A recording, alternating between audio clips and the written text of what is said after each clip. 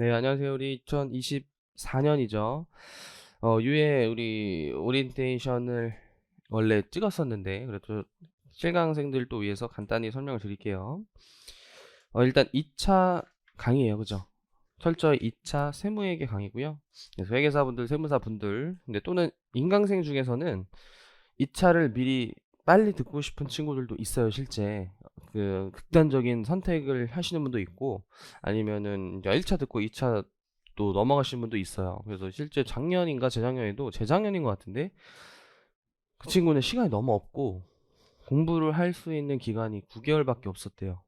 그래서 불가피하게 기본 강의를 듣다 스탑하고 유예로 넘어갔다 그랬었어요. 근데 그 방법 절대로 추천하지 않는데 진짜 평생에서 울면서 공부를 했다 할 정도니까 우리 1차생들은 기본 강의 듣고 2차를 좀 듣는 걸 추천드리고요. 그리고 항상 세무회계 또한 이론 설명을 꼭 해줘요. 이론 설명하고 문제풀이 하는데 이게 이제 좀 가장 많겠죠. 흔히 말하는 디테일하거나 좀 지엽적인 부분도 할 수 있고요. 그리고 유해에서 퀴즈를 매번 보는데 시간이 부족하면 그냥 나눠줄 거예요. 참고로 시간이 부족하면 여러분 공부할 때 꼭 참고하시고, 그리고 요약서는 이제 개정된 걸로 인해서 새로 나올 거예요. 이제 개정이 다 발표가 됐으니까 오타와 개정을 반영해서 이제 새로 이제 출간할 거고, 연습서는 개정된 걸로 이제 새로 나온 거니까 이제 진행을 하시면 되고요. 근데 중간에 추가 개정이 좀 있을 수 있어요. 올해는 좀 개정이 늦게 일어난 편이고요. 그리고 유예 1기가 끝나면 2기, 3기로 진행을 하는데 2기는 일명 진도별 모의고사예요. 그래서 2월부터 한 4월까지 한 5월까지 할 수도 있겠네. 그래서 약 한 3개월 동안 매주 과목별로 실제 시험과 동일한 시간과 사이즈를 이제 제공을 하는데 진도별이에요. 이제 차이점이 진도별. 근데 이제 진도별 아닌 진도별인 게 거의 전범이에요. 세무에게는 깜짝 놀라요. 그래서 이게 하시는 사람이 근데 이렇게 하고 나서 다 좋아해. 이렇게 하길 잘했다라는 걸 하면서 욕하면서. 그리고 3기가 그래서 전범이에요.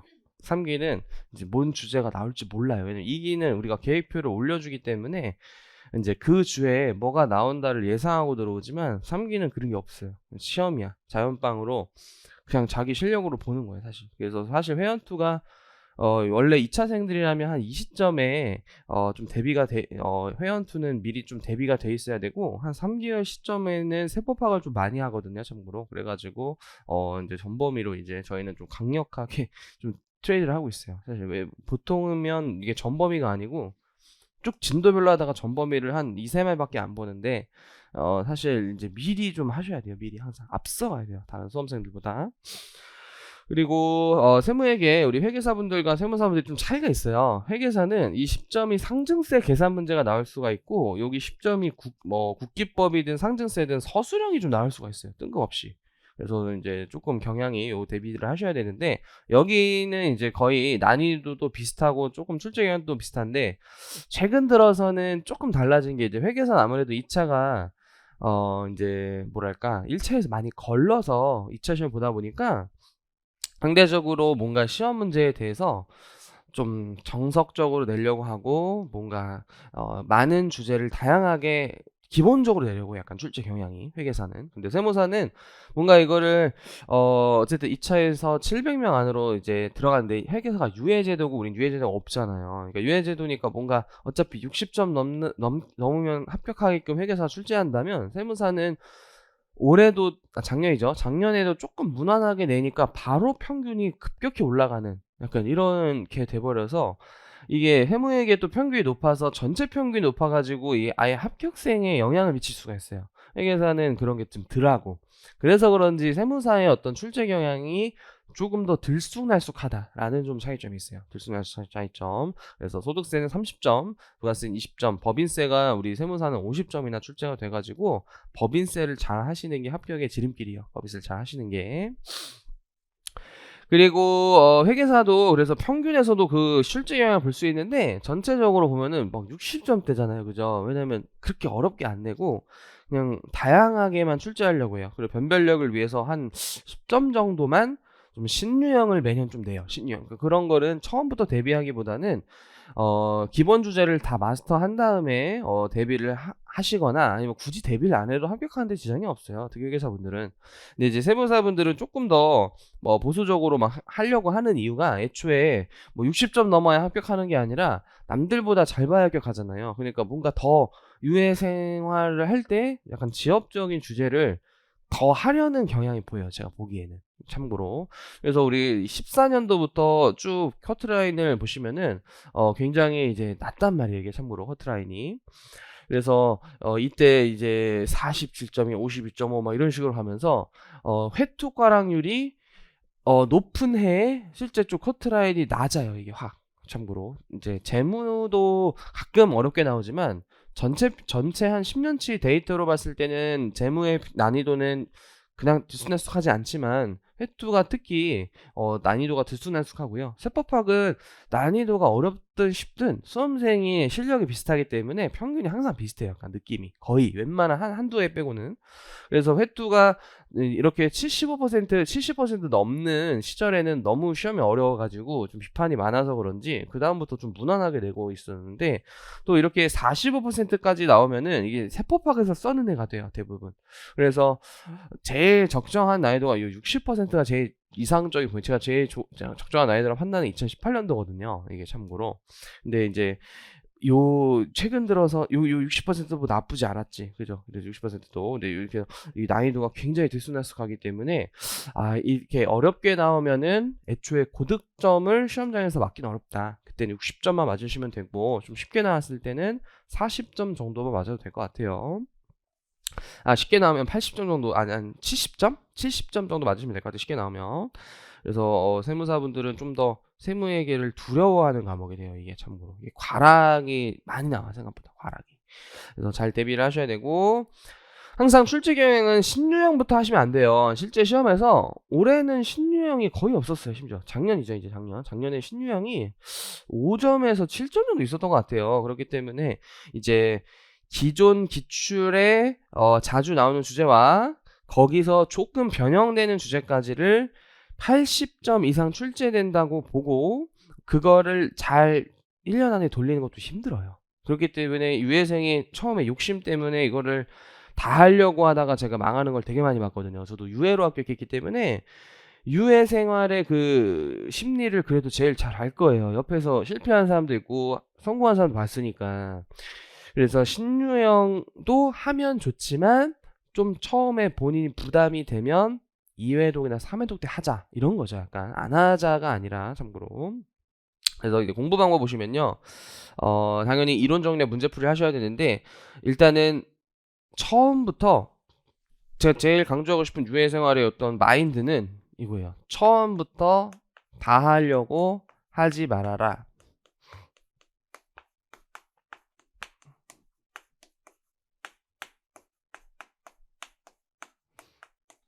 이게 굉장히 중요해요, 참고로. 왜냐면 양이 너무 많기 때문이에요. 세무에게도 끝도 없이 주제를 파게 되면 무한급수적으로 양이 늘어날 수 있어요. 왜냐면 행정해석도 있고 예규도 있고 어떤 시험에 잘 안 나오는 특수 주제들을 더 깊이 있게 파면요, 양이 계속 늘어나는 거예요, 참고로. 근데 그걸 다 해야 유예 합격하는 거 아닌가라는데, 합격생들한테 여러분들이 물어보세요, 직접. 차라리 야, 그런 거 다 소용없다, 안 하라는 건 아니지만 결국 그런 거는 합격하는데 큰 지장이 없더라, 거의 이런 얘기를 할 거예요. 근데 올해는 조금 더 특수 주제가 나올 거지만 약간 이런 거죠. 대손충당금을 하되 대손충당금의 지역적인까지 다 하고 감가상비 지역적인 거 다 하고 이런 게 아니라, 일단 전반적으로 합병까지 다 하고 그 다음에 좀 잘 나오는 주제는 지역적인까지 좀 하되 잘 안 나오는 주제는 어느 정도 선에서만 해도 이게 1년이 금방 가버려요. 세무회계뿐만 아니라 우리 재무학과 사법학 하는 과정에서. 그렇기 때문에 유예생도 너무 다 하려고 하시면 큰일 나요. 이게 진짜 위기야. 그래서 처음에 가장 많이 하는 유예생의 실수가 연습서 전수로 푸는 거. 연습서 처음에 전수로 풀면 기분은 좋아. 뭔가 이제 공부가 드디어 이제 유예생 정도 되면 수업이 잘 들리거든요. 그래가지고 막 아는 것 같다 하지만 이게 까먹잖아요, 인간이라는 게. 그죠? 이게 까먹지 않는 약이 있으면 이렇게 하셔야 돼요. 근데 그러면 다 합격하겠지. 그렇기 때문에 이거를 일단 내가 내 걸로 만들어서 기억력을 유지하는 그 플랜이 중요한데 유해생이 이걸 가장 못해요, 참고로. 그래서 삼취생이 많은 이유 중에 하나도 처음에 욕심 부려서 다 하다가 나중에 막 정리 안 되고 그제서야 기출만 보고 들어가자 이랬는데 그러면 이게 떨어져요. 응용력이 떨어져가지고 자기가 외운 거 외에 조금 비틀어 놓으면 틀려버리기 때문에 꼭 이 방법을 명심해서 우리 항상 강조하는 이론서를 다독하셔야 돼요. 이론서를 다독하시고 회독이 굉장히 중요하고 무의미한 회독은 하지 마시고요. 그래서 요 1, 2, 3번에 실력이 갖췄다면 결국은 세무에게는 자료 해석 실수 함정 싸움이 돼요, 참고로. 그래서 뭔가 단서를 읽었냐 읽지 않았냐, 어떤 함정에 걸렸냐 안 걸렸냐, 거기에서 실력이 많이 가름나지 그 외 막 엄청 특수주제까지 지역주행까지 다 해야지 고득점이 나오는 시험이 아니에요, 참고로. 웬만하면. 그래서 꼭 세무에게는 오답노트, 자기가 틀린 거를 자꾸 되뇌이는 습관 들이세요, 지금부터. 틀린 거를 그냥 넘어가시는 게 아니라 뭐 노트를 작성한다든지 이론서에 추가한다든지 뭔가의 행위를 거쳐서 다음에 안 틀리는 뭔가 액션이 필요해요. 그 액션이 없으면 또 틀리거든요. 또 틀리고 또 틀려요.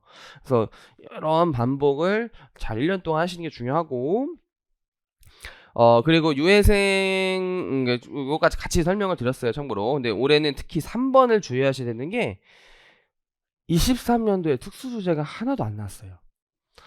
그래서 여기 출제 기간도 아마 깜짝 놀랐을 거예요. 왜냐하면 평균이 너무 높았거든요, 이게 세무회계가. 그래서 이게 전체 평균도 올라갔어. 전체 평균. 약간 찌라시나 음모론에 의하면 세무회계 점수를 모두 5점 이상 낮췄다, 뭐 이런 얘기도 있을 정도로 평균이 너무 높아서 세무사가 1,400명 나면 안 되잖아요. 그래가지고 올해는 특수주제를 반드시 낼 걸로 추정돼요. 뭐 제가 내는 건 아니어서 추정돼요. 추정, 참고로. 의제 아니고 추정. 쏘리. 연결합병 같은 거 꼭 하셔야 되는데, 요거는 우리 유해생이랑 동차생이랑 1차 끝나고 같이 해요. 1차 끝나고 같이 할 거고, 무료로 이제 할 거고요. 그리고 합격생들한테 제가 유해 합격생들한테도 많이 물어봤고 3차생들한테 물어봤고 동차생들한테 물어봤는데, 너가 이제 합격해봤으면 다시 돌아가서 공부했을 때, 아니면 너의 동생, 너의 가족이 유해생으로서 세무회계를 해야 된다면 어떻게 할까? 뭘 해야 되고 뭘 하지 말아야 될까? 이런 식으로 한번 물어봤거든요, 최근 합격생들한테. 그래서 유해생이 답변해 준 건데, 이 친구도 굉장히 고득점 합격자예요. 고득점 합격자. 이분이 아마 30등 안에 든 친구예요. 유해생이고요. 일단 유해생이 또 반대로 방심하는 경향이 있어. 왜냐면 이제 1차 뭐 심화 들은 사람은 심화 객관식 동차까지 하면 막 4번 들은 사람도 있고, 심화를 빼더라도 3번 들은 사람이 있기 때문에 나 이제 어느 정도 알아. 아니까 소홀히 해. 그러니까 아는 것을 대충 이제 안다고 넘어가 버리면 또 까먹어요, 이게. 거기서 틀리는 게 많아요, 또. 그래서 아는 거는 방심하지 않고 꾸준히 하자. 너무 공감이 되고요. 또 이런 거 똑같은 말이잖아. 어려운 부분에 집착하는 습관 버리기인데, 집착이 된다니까, 이게. 진짜 돼요. 저도 초반에는 집착을 했었어요. 근데 이게 현실적으로 할 수 없을 것 같은 느낌이 들었어. 그리고 언제 저는 이제 더 버렸냐면, 학원 모의고사를 보는데 항상 1등 하는 거야.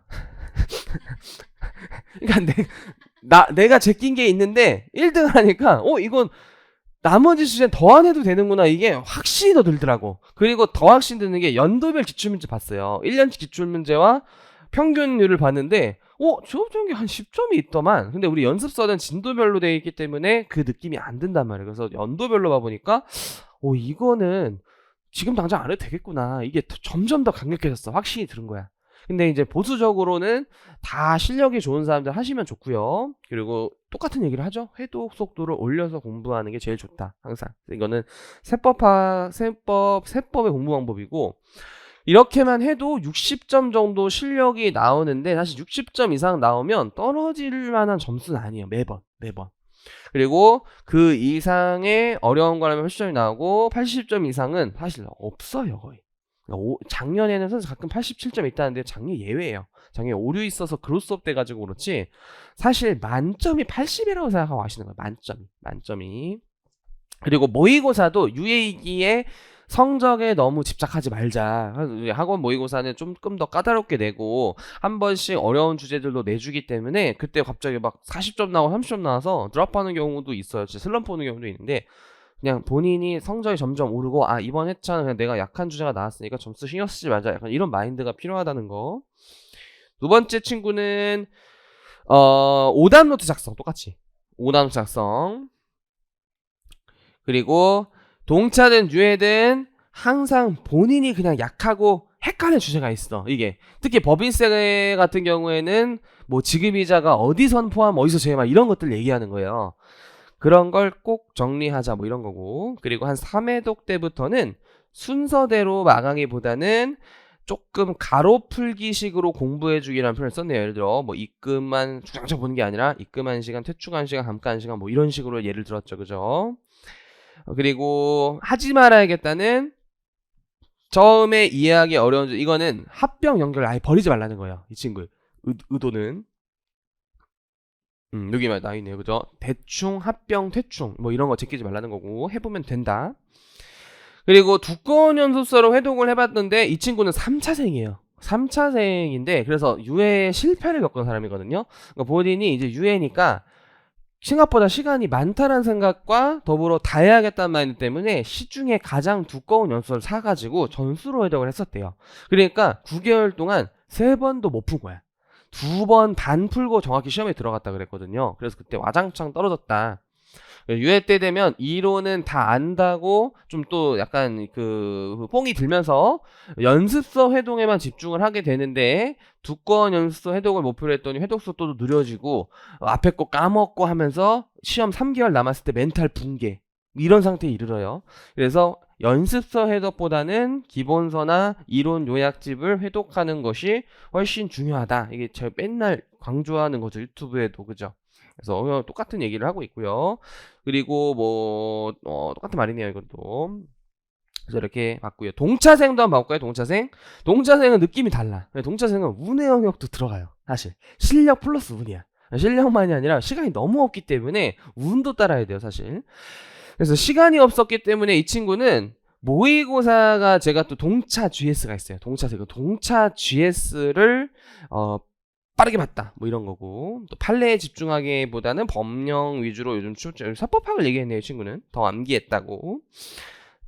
밥 시간 길게 가지 않게 우리 여러분들 주의해주세요. 그죠? 또 친구끼리 희희낙낙 수다 떨다 보면요 2시간이 금방 가요. 그죠? 희낙낙 조심하셔야 되고, 뭐 이거는 좀 이 친구가 공부 되게 열심히 한 친구예요. 보면은 되게 일도 열심히 하고 그냥 되게 열심히 산다 이런 사람 있잖아요. 그래서 그런지 하루를 통으로 쉬면 안 된다 뭐 이랬는데 사실 저는 케바케예요.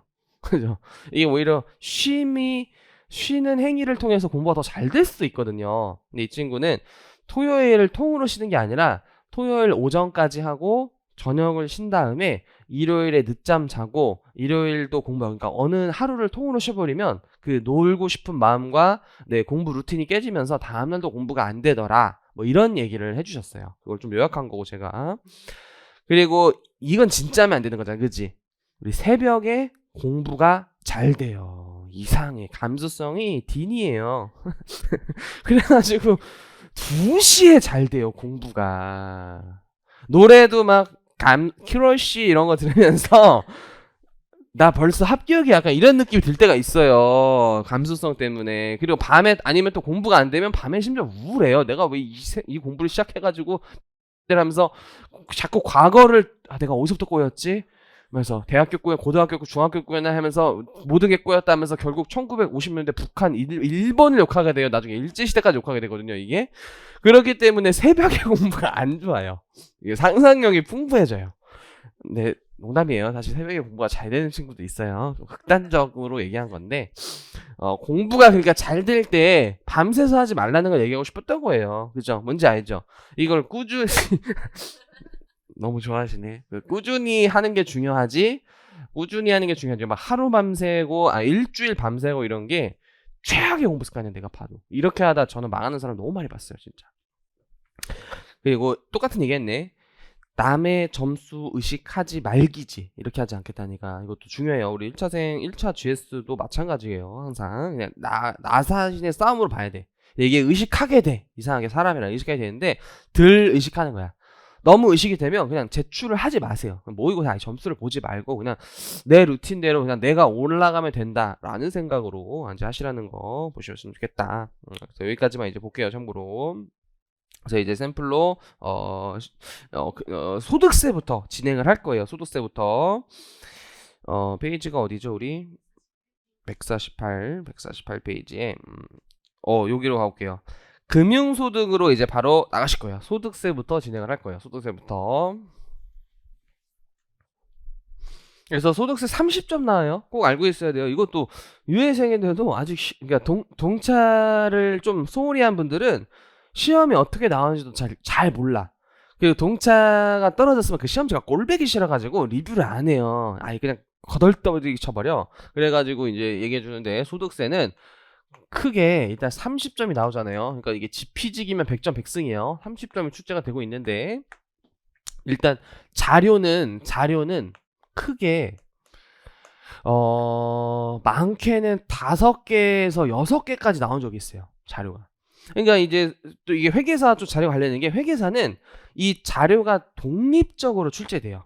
그래서 자료 1이 금융소득, 자료 1이 근로소득이라면 이 둘이 거의 그러니까 별개의 물음인 거야. 쉽게 말해서. 근데 세무사는 그럴 때도 있고 연결될 때가 있어요. 이게 하필. 그때가 어려운 시험이 돼요. 참고로 소득세는 그때는. 그래서 보통 예를 들어 자료 1에 항상 시험에 나오는 게 이제 금융소득이고 금융소득.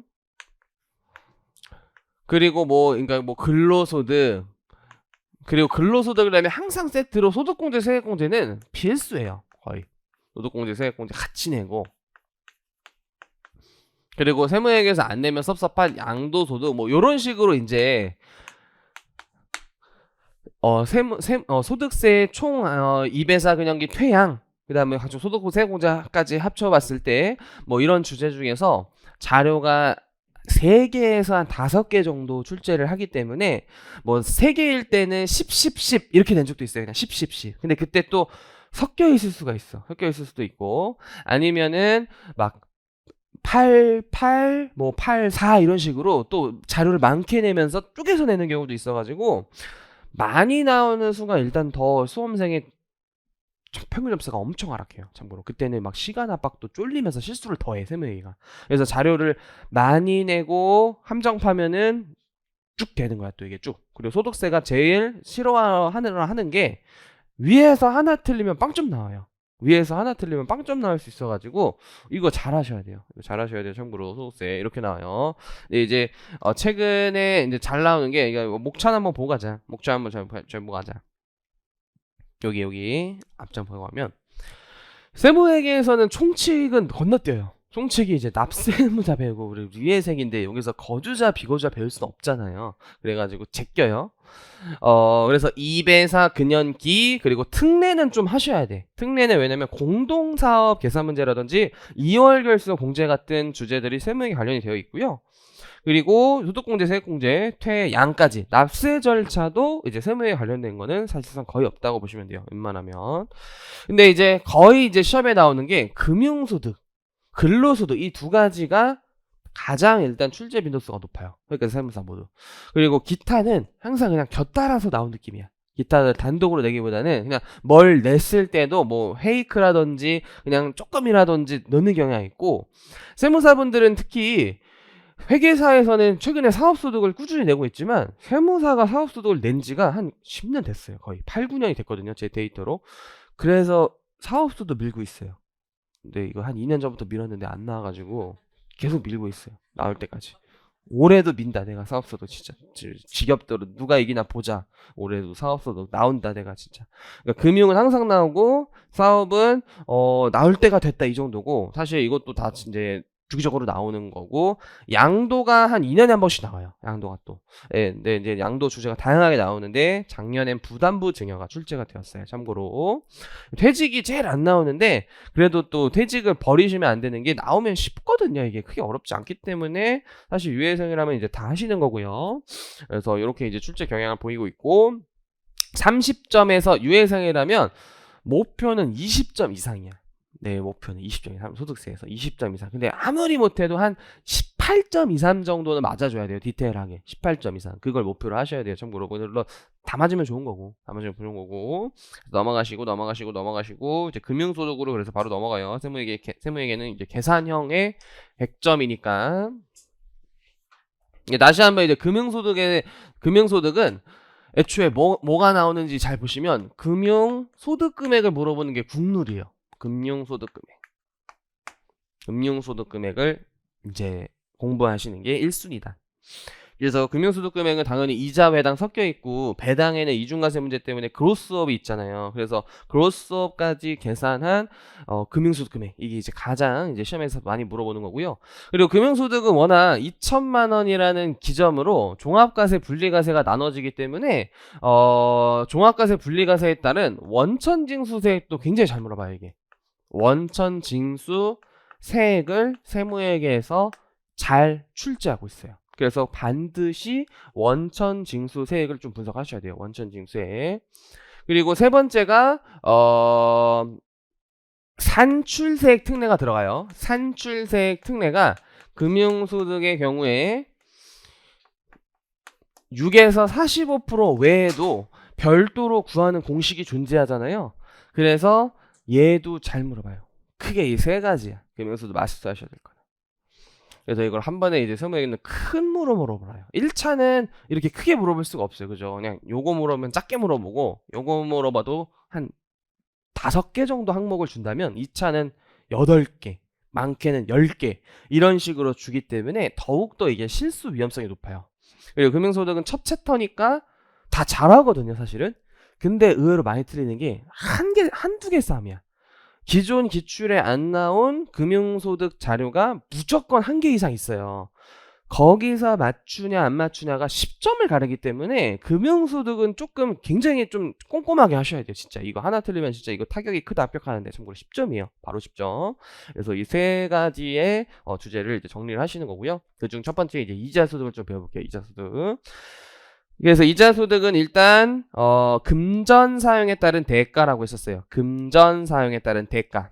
그래서 보통 우리 은행에서 받는 이자가 금융소득의 출발점이죠. 그래서 저축의 과실이라고도 표현하는데 어쨌든 소득세도 개인의 소득에 대해서 과세하는데 이 소득 성격에 맞게 6가지 일단 플러스로 퇴양까지 8가지로 구분을 해가지고 각 특성마다 과세 방식이 좀 다를 수 있어요. 이자 같은 경우에는 경비를 못 뺐잖아요. 그래서 이자를 구분하는 정의를 정해놔야 되는데 금전 사용에 따른 대가로서 성격이 있는 것이에요. 금전 사용에 따른 대가. 요즘은 또 법령 위주로 잘 출제되는 세법학에 있어서는 이런 세무회계에서 배운 내용도 많이 적용이 되기 때문에 잘 보시고.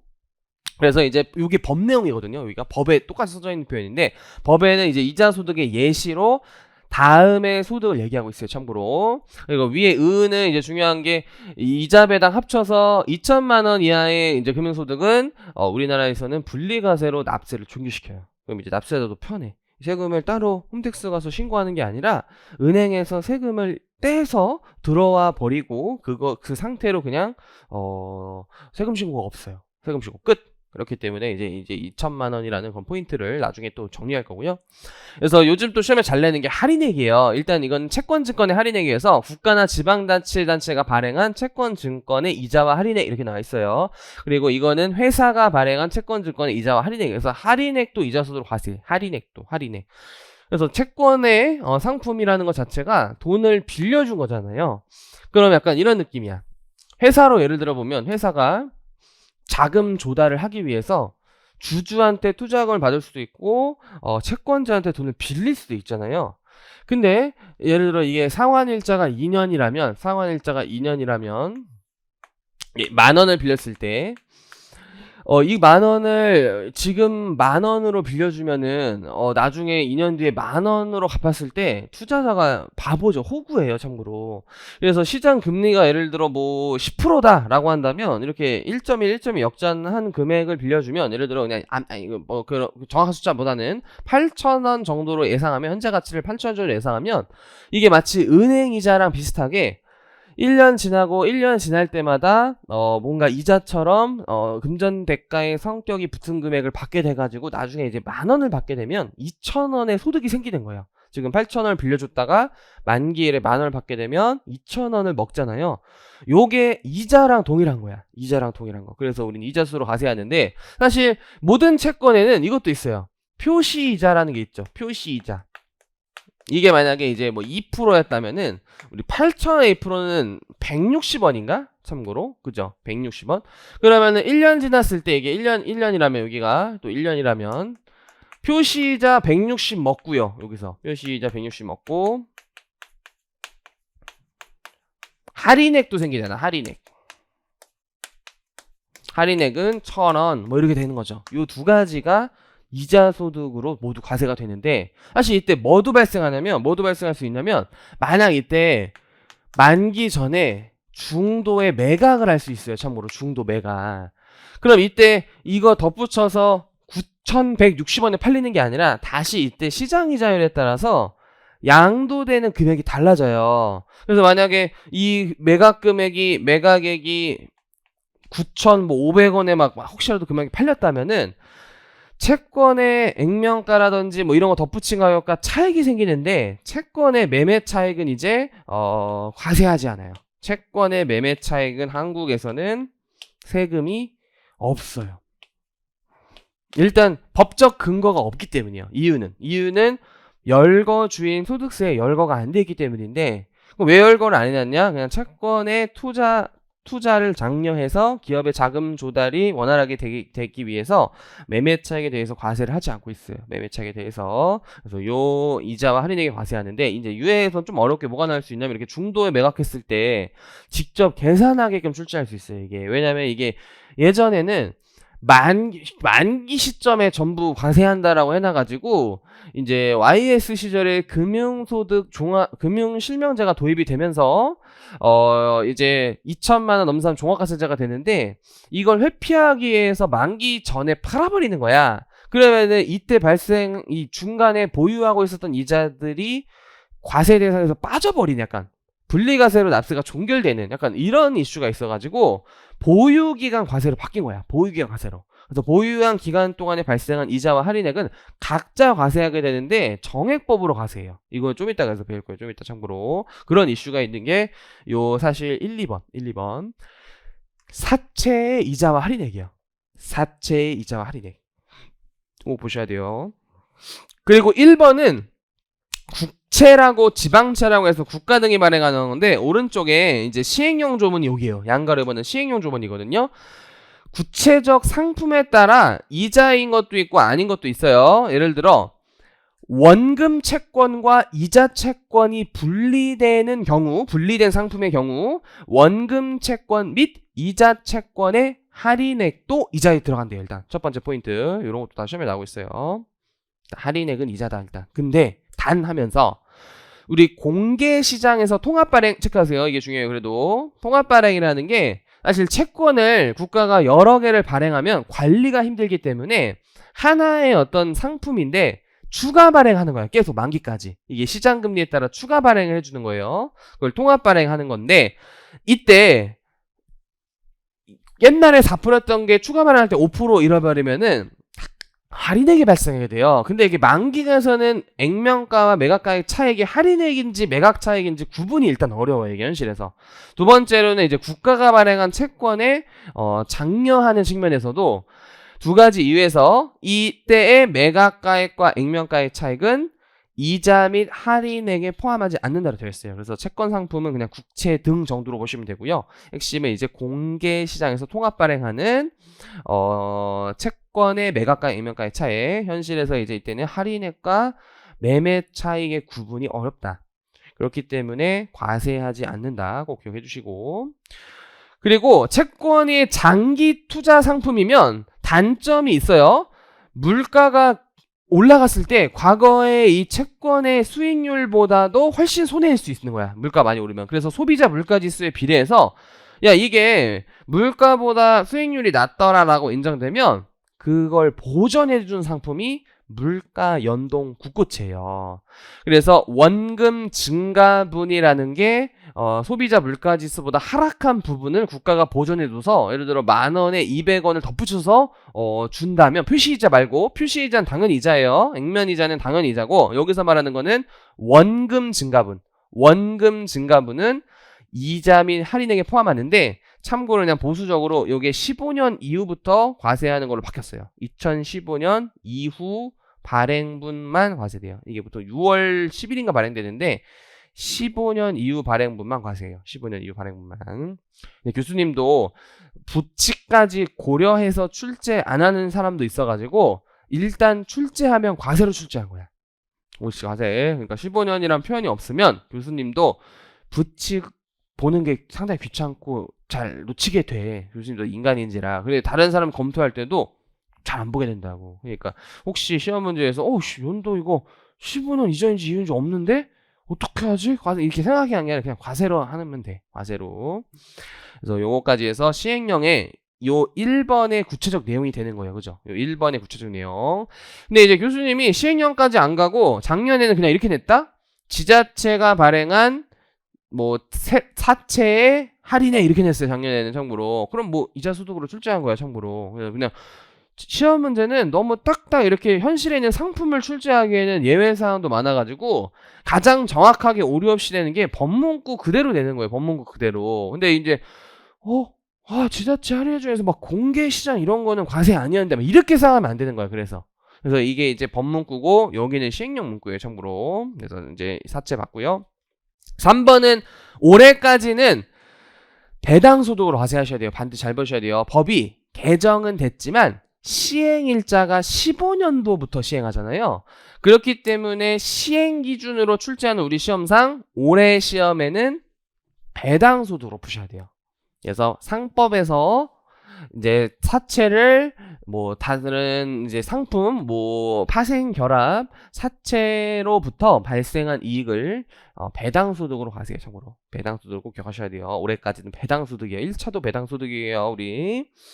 그리고 우리도 항상 먹는 예금이자. 요즘 금리가 그래도 안 좋죠, 사실. 그죠? 어렸을 때만 해도 엄마가 다 저축을 하라 그랬잖아요, 부모님. 그죠? 그때는 금리로도 생활이 전부 가능했어요. 그죠? 그래서 모두가 돈을 모으면 주식 이런 거 잘 안 넣고, 사실 주식 오히려 넣었어야 하죠? 근데 은행에 저축했었어. 그죠? 새마을금고, 농협 이런 동네 어떤 지점도 바글바글 했다고. 그때 핸드폰도 없었으니까 가서 줄 서서 저축하고 그랬다고 그죠? 제2금융권에 있는 신용계 신용부금으로의 이익도 당연히 예금이자 성격이고요. 그 다음에 6번은 외국법인의 국내 지점 등에서 발행한 사채이자 할인액이고 7번은 아예 외국법인이 직접 발행한 거예요. 그래서 이런 것도 다 전부 과세되고 또 은행도 일본은행, 미국은행, 스위스은행 다 있잖아요. 그래서 내가 돈을 짱 박아 놓고 받은 이자 전부 과세가 되는 거고 이제 9번부터는 좀 특이하죠. 채권의 매매 차익은 과세하지 않지만 경제적 실질이 금전 사용에 따른 대가 성격이면 이자로 과세해요. 이게 이제 환매 조건 매매 차익을 좀 이따 볼 거고요. 이와 유사한 게 그래서 여기서부터가 좀 특이한 것들이야. 그죠? 90, 11, 12가 일반 이자는 아니지만 실질이 이자인 거야. 실질이. 저축수험보험의 보험 차익, 직장공제 초과 발행금, 비영업대금이 이런 거죠. 그래서 배울 거고요. 그리고 13번 밑에 위와 유사한 소득도 금전사항에 따른 대가성격이 있으면 과세를 하겠는데 이게 이제 투자기관이 채권을 빌려가서 공매도 등을 하고 다시 몇 개월이나 장기 대여일 수 있어요. 그리고 다시 반환을 하는데 이때 원주인의 이자를 이제 빌려간 사람이 받았다가 돌려주게 돼요. 참고로 그때의 이자도 이자소득에 포함돼요. 참고로 그게 요 밑에 거예요. 일정 기간 후 동종의 같은 양의 채권을 줬다가 반환받는 조건으로 빌려주고 차입자로부터 지급받은 내 채권이야. 원래 내 채권. 애초에 조건이 빌려줬다 받을 거야. 그러니까 여기서 발생한 이자도 내 건 거예요. 근데 이제 빌려줬을 때는 당시에는 그 이자가 그 차입자한테 흘러 들어가기 때문에 요걸 다시 반환받게 되는데 요 이자 상당액을 이자로 과세한다는 거예요. 참고로 이것도. 그리고 파생상품과 결합된 각종 거래들도 과세를 한다는 거 이제 보시고요. 그리고 이제 양가로 3번에 사채이자 할인의 개요는 이제 설명드렸고, 여기서 이제 보유기간 과세 체크. 세무회계에서 나올 수 있는 건 보유기간 과세. 아무래도 2천만 원에 따라 세율이 달라질 수 있어요. 부담이 달라질 수 있기 때문에 이제 정확히 보유 기간별 각자의 목만큼 과세를 해야 돼서 이러한 제도를 만들었어요. 그래서 거주자가 채권 등에서 발생한 이자 할인액을 지급받거나 매도하는 경우에 여기 체크 보유 기간별 귀속되는 이자를 여기 생략되어 있지만 이제 정액법으로 계산해서 과세해요. 회계하기랑 달라요. 여기는 정액법 계산하셔야 돼요. 근데 이제 현실에서는 일수로 계산을 하게 되는데 이게 이제 시험에 잘 안 나오는 이유 첫 번째가 우리 일할 계산을 하면은 소수점이 나와요 보통. 소수점이 나와버리면 그 뒤에 그로스업 금액 등이 굉장히 좀 숫자가 지엽적이 되면서 교수님 채점도 어려워져요 사실은. 그래서 웬만하면 월할 계산 가정을 줄 확률이 높다 이런 거야. 실제 시험에 딱 한 번 출제된 적이 있는데 그때도 월할 계산을 줬어요 실제. 그래서 예시를 들어보면 대안이 X 1년 말에 발행한 3년 만기의 채권인데 액면가가 5천만 원이고 발행가액이 4,100이어서 할인액이 900인 거야. 일단 할인액도 과세잖아. 그리고 표시이자는 2%, 2% 5천에 2%를 매년 말 받기로 해요. 매년 말. 그래서 요거는 실제 귀속 시기가 매년 말이에요. 매년 말. 근데 이제 할인액은 원래 이제 보유기간별로 과세를 하기 때문에 내가 안 팔고 있었다면 만기에 과세되겠지만 팔았다면 왜 만기에 이제 원래라면은 4,100에 투자한 거를 만기에 5,000에 받으니까 900만 그때 더 들어올 거 아니야. 그게 원래 귀속시기인 거야. 근데 X 1년 반 만에 5,800에 팔았어요. 참고로. 근데 매매차익 과세하지 않죠. 매매차익 과세하지니까 매매차익 구할 필요가 없고 이 900의 할인액 중 내가 보유한 기간에 발생한 거 그걸 찾는 거야. 그래서 밑에 할인액이 900 곱하기 총 3년치 중에 1년 반 이렇게 된 거죠. 3년치 중에 1년 반 900만 원이 총 3년치 할인액인데 그게 이제 3년치에 관한 거잖아요. 그죠? 근데 내가 1년 반 동안 보유하고 있었으니까 이분의 보유기간 할인액은 36개월분의 18개월 이렇게 구한 거죠. 참고로. 그래서 450. 그리고 표시이자는 이렇게 착각하시면 안 돼요. 5천만 원 곱하기 1년 반이 아니라 X 2년도의 2% 이자는 과세가 끝났다고 해석하시는 거예요. 과세가 끝났다는 거. 지금 약간 여기 물음 자체가 X 3년 이자를 지금 말한 거기 때문에 6개월치 이렇게 1월 1일부터 6월 31일 연이자율의 6개월치 이자 이렇게 이제 정확히 구하셔야 돼요. 1년 반 또 표시이자도 1년 반을 구하시면 안 돼요. 이건 매년 말 지급 조건이었기 때문에 별말 없으면 작년에 당연히 지급이 되면서 작년에 세금 신고고 우리 시험도 2개년치를 안 물어보고 24년도 시험에 24년도 귀속소득을 물어본단 말이에요. 근데 뭐 페이크로 귀속 시기를 뭐 작년 거냐 내년 거냐 물어보는 거지 23, 24를 구해라 이렇게 안 나온단 말이지. 그러니까 24년도에 이자를 구하라고 했을 때 이렇게 6개월치만 잘 구하셔야 되는데 요거는 애초에 할인의 귀속 시기는 만기일에 900 다 과세하는 건데 중도 매각 했을 때는 매각 시점에 귀속시기를 바뀌어요. 보유기간별 과세니까. 그래서 이런 것도 유예에서는 충분히 출제가 될 수 있어요. 유예에서는. 은근히 까다롭고. 그리고 채권증권 환매 조건부 매매 차익은 주로 은행에서 한 6개월 단위로 빌려줬다가 은행에서 채권 하나 사왔다가 은행이 다시 사가는 거야. 몇 개월 뒤에. 근데 시장 가격에 의하지 않고 사전에 정해진 이율에 따라 사간다면 이거 예금이자 성격 아니냐 사실상. 그래서 실질이 이자다 해서 우리는 이자로 가세요. 그러나 밑에 화살표 환매 조건부 외에 일반적 채권의 매매 차익은 소득세 어디에도 과세 대상으로 열거되어 있지 않아요. 그래서 이자로 과세하지 않는다. 잘 보시고. 그리고 저축성 보험 차익 한번 볼게요. 저축성 보험 차익. 저축성 보험 차익 시험에 잘 나와요. 여기까지 보고 좀 잠시 쉬어야겠다. 그래서 저축성 보험 차익은 보험회사의 상품 중 저축 성격이 있는 보험이야. 왜냐면 원래 우리 저축성 보험에 가입 잘 안 하고 자동차 보험, 뭐 생명보험 이런 것들이 대부분은 보장성 보험이거든요. 보장성 보험. 그러니까 이거는 위험한 예기치 못한 사고 그죠? 사고라는 게 진짜 예기치 못하게 발생하잖아요. 저도 깜짝 놀란 게 공무원 선생님 중에 우리 영어 선생님 계시는데 비비안 선생님이 출근하시다가 사고가 났대요. 그래서 비비안 선생님이 옆자리인 적이 있었어요. 그래서 좀 친해졌는데 또 나이대가 또 비슷한 것 같아. 몇 살인지 사실 잘 몰라요. 근데 막 목에 기부스라고 하시는 거야. 진짜. 그리고 여기에 자세히 보니까 조그만 밴드 같은 걸로 얼굴에 있는데 유리 파편이 튀겨가지고 약 몇 달 동안 수업 못하고 그 이후에도 디스크가 터져가지고 병원에 가서 치료받는다고 해가지고 자동차 트라우마로 이제 자동차 못한대요. 진짜 너무 무서워. 예전에 중학교 선생님도 중학교 선생님은 트라우마가 없었는 게 지금 남편이랑 이렇게 차를 타고 가는데 보통 우리 옆자리에 조수석에 이런 거 있잖아. 다리를 이렇게 올려놓는 느낌이 뭔지 알죠? 다리 이렇게 그러니까 누워서 약간 가는 스타일로 했는데 차가 이렇게 빵 부딪혔는데 여기가 다리를 안 올려놨으면 다리가 절단됐대. 다리를 오히려 올려놔가지고 그냥 타박상만 입었다고 하더라고요. 뭐 그런 얘기를 했어. 진짜 그런 거 보면은 차 무서워. 그죠? 한블리만 봐도 우리 차 못하겠어. 그죠? 아무튼 그런 걸 대비하는 보험이 보장성 보험이에요. 보장성 보험. 그래서 이제 사고가 나면 보험금을 타게 되잖아요. 사고가 나면 보험금을. 근데 이제 보험금은 그럼 보험금 탄 거는 세금이 없어요. 이건 피해액을 보전해준 금액이야. 그래서 소득이 아니라고 우리나라는 보고 있어요. 소득이 아니라고. 왜냐면 우리 사고가 나면은 그 영어 선생님이 예를 들려고 했던 게 몇 달 동안 수업 못했잖아. 그 몇 달 동안 수업 못한 만큼 수입이 없어졌잖아요. 그런 걸 다 고려해서 지급하는 건 아니지만 어느 정도 자기가 낸 보험료에 비례해서 주는데 그냥 그런 걸 계산하는 게 어려운 거야.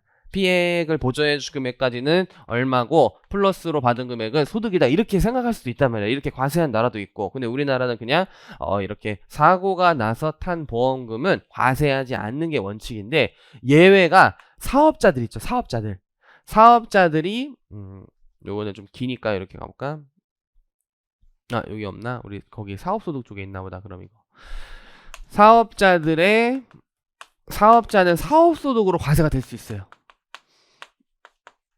우리 개인 사업자도 법인과 비슷하게 순자산 증가설로 과세를 하고 있어요. 마치 개인 사업자의 소득은 법인과 거의 유사한 시스템이야. 차이점만 존재하는 거지. 그래서 보험금 탄 것도 보험 차익 과세예요. 보험 차익에 대해서. 근데 여기서 이제 배우는 거는 저축성보험이야. 저축성보험. 왜냐면 보장성보험은 만기까지 그럼 사고가 안 나면 손해를 입어요. 왜냐면 만기에 이르러서 이렇게 될 수 있어. 사고가 안 나면 내가 낸 보험료보다 적게 받아. 그렇기 때문에 손해야, 손해. 그 현실에서는 경영 정상보험인가 뭐 있는데 대표님 경영 정기보험인가 뭐 이런 거 있어요. 그런 거 보험회사에서 영어 많이 오니까 여러분도 잘 하시고요. 그리고 저축성보험은 그래서 사고가 안 났을 때도 보험은 이제 사고가 나면은 보험금을 타지만 사고가 안 났을 때도 보험금을 보험료보다 더 많게 측정함으로써 가입을 유도해요. 보험회사가. 대신에 매월 보험료가 비싸게 돼요. 참고로. 그럼 이거는 만기가 돼서 보험 차익을 얻게 되잖아요. 보험 차익 얻게 되는데 이때 단기면은 세금이 없고요. 거꾸로네. 단기면 이자소득으로 과세를 하고 있고 이거는 예금이자와 유사하다고 보는 거고 장기면은 세금이 없어요. 그래서 단기, 장기를 구분을 해서 정리를 하셔야 돼요. 네, 이제 이후에 한번 개정이 되면서 2013년도 이후에 개정이 되면서 세금이 없으려면 비싼 보험 상품이 안 돼. 또 고소득자분들이 이게 이제 세금이 없으니까 엄청나게 보험금에 때려박아가지고 나중에 노후에 소득이 많이 발생해도 세금이 없는 또 비판이 있자 월 보험료가 얼마 이하여야 된다. 총 보험료가 얼마 이하여야 된다. 뭐 이런 걸 집어넣어놔. 그런 것까지 시험에 나온 적은 없어요, 사실은. 그래서 일단 과세 범위 한번 읽어보시면요. 우리 보험 차익이란 계약에 따라 만기 또는 계약 기간 중 받는 보험금 등을 말하는데 또는 중도 해지 환급금도 말하는데 괄호도 한번 봐보세요. 괄호. 우리 보험 가입하신 분이 돌아가셔서 받거나 크게 암이나 큰 사고로 인해서 받고 아니면 집이 갑자기 뭐 천재지변 등으로 인해서 멸실이 돼서 받으면 세금이 없어요. 그래서 받는 것이 아닌 것에 한정한다라고 되어 있죠. 그래서 아닌 것에 한해서 이런 환급금 등의 과세를 하는데 내가 낸 보험료를 뺀 차익을 과세하는 거야. 그래서 취지는 그냥 정기예금이죠. 유사하다. 금전사고에 따른 대가다. 이거 더 받으면. 그래서 계산은 보험금 빼기 납입보험료 이렇게 되는데 이때 보험 상품 중에 다시 한번 주식 배당형 보험 같은 게 있을 수 있어요. 그때는 보험계약 중에 보험계약에서 배당도 받게 되는데 이때 배당금 과세된 만큼 나중에 차익이 줄어서 나누어서 과세되는 거를 악용해버리면 안 돼가지고 나중에 보험 차익으로 한 방에 과세해요. 그러려면 이 배당금을 배당으로 과세하는 게 아니라 나중에 납입보험료에서 차감한대요. 납입보험에서 차감한대요. 혹시 이럴 수도 있죠. 배당을 안 받고 그냥 낼 거랑 까주세요. 이럴 수 있잖아. 배당 받고 어차피 낼 거라면 그냥 이번 달 보험료랑 배당금 퉁쳐주세요. 이랬을 때 받고 낸 거다. 그러니까 똑같이 계산하게 앞에와 똑같이 보겠다라는 거예요. 참고로 앞에 문구랑. 그래서 예를 잘 보세요. 계약기간이 5년인 저축성보험의 만기에 2,000을 먹었는데 낸 게 1,000만 원이야. 근데 계약기간 중에 200을 먹었다면 1,200을 과세하는 거야. 1,200을. 보험 차익 1,000만 원이 아니라 이거 배당 소득이 아니라 저축성 보험 차익이에요. 이 납입 보험료에서 까서 한 방에 보험 차익으로 가세요. 한 방에 보험 차익으로. 그래서 1,200만 원 이거 구할 줄 알아야 돼요. 왜냐면 이거는 2차에 오히려 나온 적 없고 회계사 1차에 나온 적이 있어요. 근데 우리 1차 출제 교수님이 또 2차 들어가는 경우도 있어요. 그리고 1차에 나온 포인트가 2차에 나오는 게 또 있어요. 그래서 반드시 보셔야 돼요. 1,200 이렇게 하는 거. 그래서 1000 플러스 2라고 생각하셔도 돼요. 근데 이제 조문대로 해설을 단 거고요. 저축성 보험 차익. 근데 이게 일반적인 경우에 다음에 구분에 따른 금액 이하인 저축성 보험은 세금이 없어요. 과세 제외. 그래서 17년 3월 30일까지는 2억이고요. 4월부터 1억까지로 바뀌었어요. 1억까지 보험계약 상품이 1억 이하의 상품만 세금이 없고요. 기본적으로 여기 과세 제외하려면 이건 꼭 체크하셔야 돼요. 납입일부터 만기일까지 기간이 10년 이상이어야 돼요.